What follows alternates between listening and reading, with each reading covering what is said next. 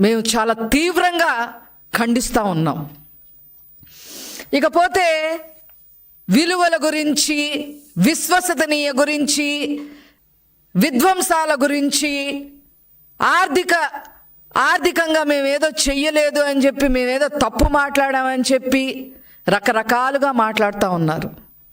వాటన్నిటికి కూడా సమాధానం చెప్పడం కోసమే ఈరోజు రాష్ట్ర ప్రజల ముందుకి మేము రావడం జరిగింది. ఒక రకంగా చెప్పాలి అని అంటే, మొదట మాట్లాడితే ఆర్థిక ఉగ్రవాది అయిన ఈ జగన్మోహన్ రెడ్డి ఆర్థిక వ్యవస్థ గురించి మాట్లాడటం చాలా విడ్డూరంగా ఉంది అని చెప్పి ఈ సందర్భంగా తెలియజేస్తా ఉన్నాం.